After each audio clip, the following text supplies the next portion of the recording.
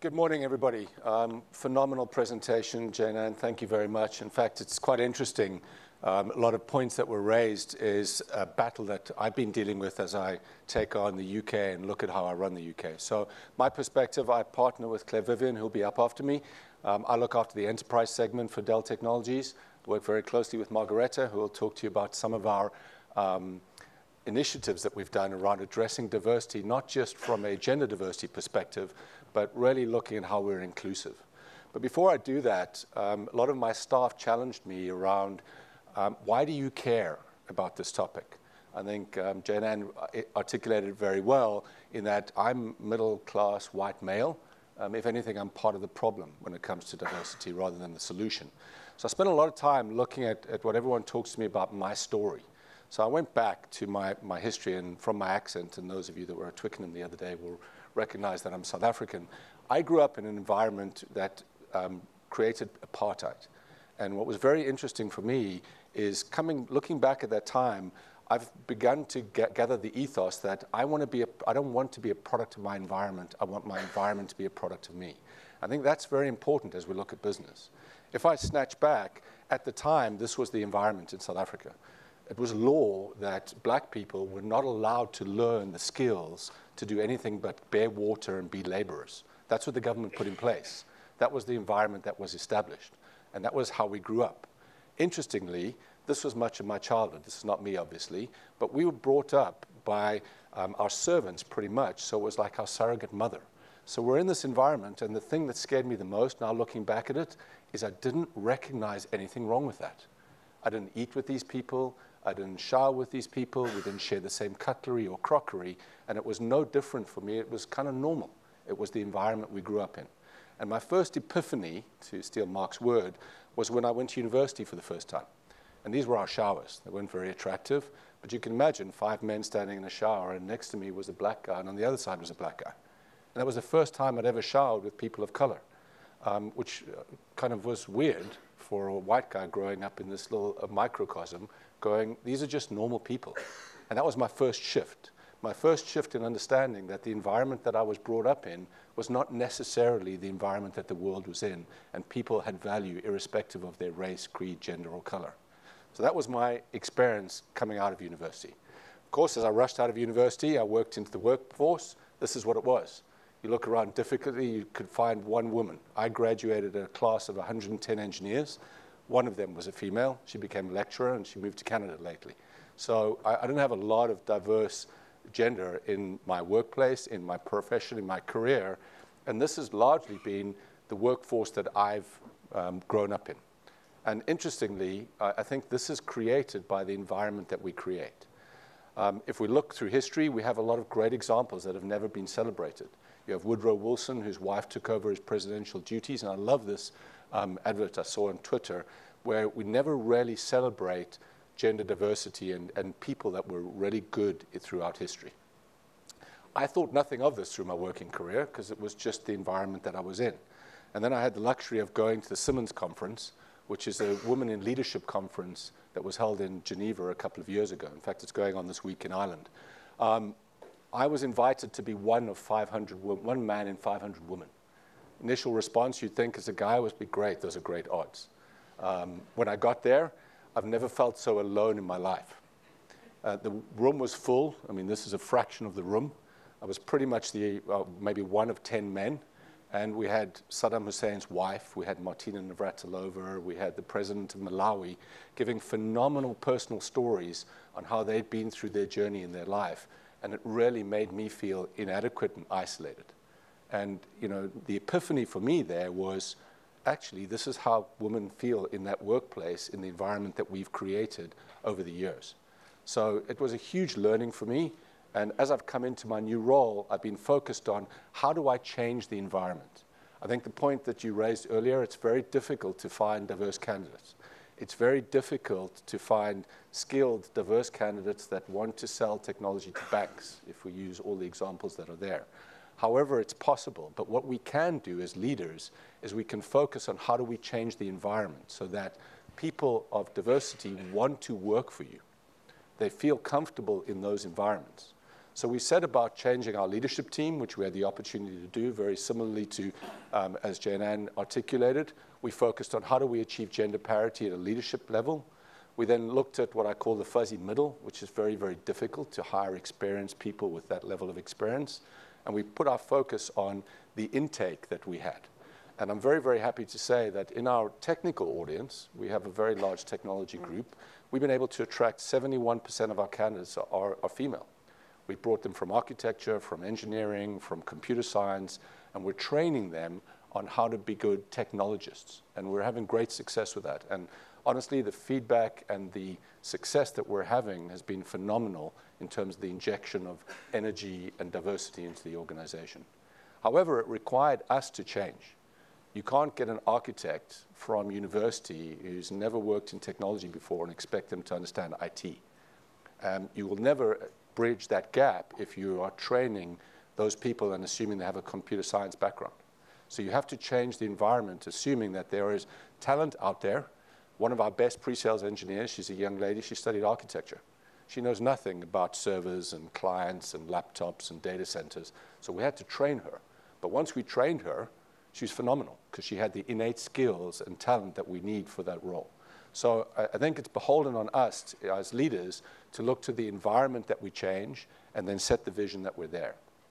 This is essential for us because we're seeing that technology is transforming the pace at which we live and work, and it's developing an ever-increasing pace. I think Mark said it earlier. Michael Dell often says it. He said, this is the slowest things will move, I can guarantee you, in the near future. So we will continue to pick up that pace and continue to learn. And if we cannot drive that piece and cannot drive the advantages that we get from a diverse environment, we will not be successful. I'd also like to hand over to Margarete now and talk a little bit about the vision that we've been trying to establish. Thanks, Dayne, for that. So good morning, everybody. My name is Margarete. I joined Dell over a year ago, actually, to lead out on their digital initiatives for the enterprise practice. So as part of that, we've been really focused on driving and valuing the differences that we have across the organization and with our customer base. And we know we've done a lot of research on this. We've done a lot of studies, and many of you will know this already, that actually diverse companies perform better, right? So McKinsey have done a series of studies on this, and it really comes down to 21% are more likely to have an average profitability than companies in the fourth quartile. So that is companies that have a higher level of gender diversity perform better. And yet we're still struggling, right? And why is that we're still struggling? So we've done a lot of work around looking at our workforce and understanding what does that mean. And we've kind of gone out to the marketplace and got some feedback on this as well. So some of the key points that have come through over the last year that we're seeing both from our clients and within Dell itself are some of these amazing stats that are coming through. So the first one being, and this is from Harvey Nash, in terms of which areas of your organization are actively pursuing to be more diverse. So not just looking at gender, but looking at ethnicity, looking at age, looking at LGBT. And so diversity is much broader than just the gender base right now. Other elements that are coming through around these are around AI adoption, right? We're launching this morning our AI solution with Deloitte over in the city. And actually, the algorithms supporting AI are really important, right? So in terms of understanding how we break that unconscious bias and looking at those algorithms as well, and who is auditing those algorithms at the same time. The next bit been sourcing candidates with non-traditional credentials. Many of you in this room, I hope, are looking at new forms of recruitment, right? And we're seeing this kind of burst of focus around apprentices and sourcing candidates from different kinds of backgrounds. Dayne touched on it. One of our greatest and strongest pre-sales engineers has come from an architecture background, right? So we're finding the best and richest candidates from unlikely backgrounds coming through. The next one is around, this is our friends in Airbnb have changed the recruitment process, really, and looking at commonalities around that. So testing diversity in different ways, right, and looking at new data sets to understand that. And then last but not least, reducing down the unconscious bias, so reducing that bias by standardizing interview processes, right? So lots of different trends coming through around how we look at the diverse recruitment process that we have and how we get that talent through, but new initiatives to really try and focus on that as part of our workforce. Another point here is really around top performers perform better in more diverse workplaces, right? So we've gone out, we've done a fair bit of assessment with our younger talent to ask kind of what do they look for in a new employer? And a lot of them come back saying, actually, we need to make sure that we work in a diverse company that's going to challenge us as much as possible. But the stats back this up as well, right? It's still taking a long time for technology companies in particular, and it's great to hear about FS and banking sector moving forward as well, but it's still taking a while to see that come through. So with the stats, we actually went and commissioned a piece of research. This has recently come out in October. There's some interesting stats that have come through in it. So really focusing on some of the new points around the new gender in terms of that Gen Z coming through. So those born in the late and mid-1990s, and essentially those that are born with mobile devices, so internet savvy, what are their preferences going forward? So we know that we need to recruit them into our workforce. Our customers need to recruit them as well. What are their preferences? What are their likes? What are their interest areas? And so we got some really interesting points coming back. And none of these are a surprise, but it's good to be backed up by the data. And the big points are 97% of Gen Zs use technology in school, right? So they want to use it in the workplace. It needs to be better than what they've got at home, right? So going forward, tech is a big factor in terms of recruitment and driving through their attainment and acquisition. Gen Z also agrees that technology literacy matters as well. Gender agrees on benefits of tech for equality as well. So actually the tech for good point, right, around how technology is good, being used to drive social good. So these stats all helped us understand a little bit more about the future workforce that we're trying to retain and grow in Dell Technologies, but also for our customers that are grappling to understand how they drive and adopt emerging technologies, who's going to drive that for them. So one of the initiatives that we drove out of this is we looked at our workforce right across the board within our enterprise accounts and within our commercial accounts, and we said, you know what? We actually need to do some skills training. We need to ensure that everybody's on the same level. And so it was really interesting this morning listening to Jane Ann and seeing some of the results coming through from the polling around retraining, and actually looking at that being fairly low in comparison to the acquisition of new talent. But actually retraining is really important for us, right? We've got a lot of mature sales staff right across Dell. And many of you, particularly in the banking sector, will have mature sales staff as well. We're in a digital age. How are we going to bridge this gap, right? Some of our sales staff were terrified adopting social media, LinkedIn, like just weren't up for it. So one of the programs that we initiated was a reverse mentoring program. Actually, fairly simple pilot that we kicked off with 30 staff to say, let's match some of our mature staff with some of our digital natives. And this was meant to be a fun initiative, and it actually turned out to be a great initiative for our staff. We're commencing round 2 of this today, later on this afternoon in one of our offices. But the whole purpose of this program was really to kind of close the knowledge gap, to bridge the intergenerational divide between some of our younger staff and our more mature staff. And so overall, it worked pretty well. I guess just as a show of hands, have any of you got this kind of program in your workplace at the moment? Some of you from some of the banks, yeah, 1 or 2. Okay. Dayne, you've been a candidate of this. How's it been for you? A mentee. Yeah. I know about Snapchat. So no, I think it was hugely beneficial. We talk a lot about diversity, and we focus, I think Jane Ann illustrated really well, on gender diversity. But what emerged for me through this program is there's a massive diversity advantage looking at age diversity. These people, I call them the kids, which they don't really like, no. But you know, they have taught us a lot around how the world thinks, how we can be more productive, how to use technology. So that's been a huge learning as a mentee, but also as a leader, the energy they bring to the mature workforce has been phenomenal. You know, the fact they've become young and fun again, and that's really changed the culture in the environment. So I've loved the program. Absolutely, and I think it gave us, many of us, a new perspective on how to approach our clients, how to engage with them. Here's some of just the pictures from it of how we kicked it off. One of the outcomes that came out of this program was actually a real desire to talk about mental health within our workplace. So we've recently kicked off a mental health initiative right across Dell.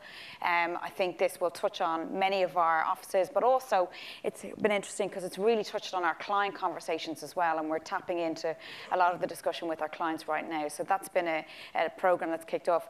Another area that's come out of the reverse mentoring program is really just an adoption of social media and using it to drive that customer dialogue and digital approach with them. So lots of new initiatives have come through from that reverse mentoring, and I don't have enough time to go through today, but actually it's been a really effective way of us helping to bridge the intergenerational divide, but also to upskill some of our more mature sales staff that wouldn't have been comfortable adopting digital technology. The other point that I wanted to make, there's been a series of initiatives that we've set out on really to try and bridge the digital skills gap and also to break down kind of some of those biases around diversity. So we've really focused on STEM, and I think you've heard enough and certainly a lot of that already this morning around STEM, but we've kicked off with a graduate program that's been very focused, particularly on interns and apprentices, which has been really refreshing for us as a workforce. We've started off with our legacy of good, and Dayne has touched on that, and that's very dear to Michael Dell's heart. So that is our purpose as an organization, and much more than just the balance sheet, really making sure that our technology has been used for good and to drive good. We've also driven a much greater focus on our community, so both inside and outside of our organization. So many of these touch on programs internally across Dell, some of them on Women in Action, Planet, which is focused on our sustainability, Pride, that all of you, I'm sure, have initiatives going on. Mark is one which is breaking down unconscious bias across Dell right now, and it's been really effective. We've done it with our staff, but also with our customers. It's an ongoing training program. We're putting managers all through that kind of training. And then last but not least is our promise to our customers, right? We are committed to driving a diverse mindset and a diverse workforce, and this is something that we need to do as we get more digital, right? So we have lots of programs that we've put in place in terms of mentoring, working with startups as well. The reverse mentoring program, I think, will go from strength to strength. We're looking to do that with some of our clients as well going forward. So we see this as the start of a journey around diversity, and really we're at the start of it. It's going well so far. Yep. We're enjoying it. And so I guess for you and everybody here, look, we're happy to have a chat afterwards, but thank you for your time. Yeah, thank you. Sorry, Dayne, I cut you off. So just in summary, I think if I bring it back to the beginning, I think we all need to, as leaders, need to challenge ourselves not to be the product of our environment, but rather to drive the environments that we wish to drive. That environment is constantly changing. We've spoken about millennials for years. I think they're old-fashioned. It's now Generation Z. Yeah. And as we move into the next generation of our workforce and our talent, we're going to have to adjust that environment to take advantage of the talent that's out of there to maximize the return. And Claire will talk a little bit later around what Dell Technologies does. I've deliberately avoided the technology discussion and focused really on the talent in the segment. So thank you, Margarete. Thank you.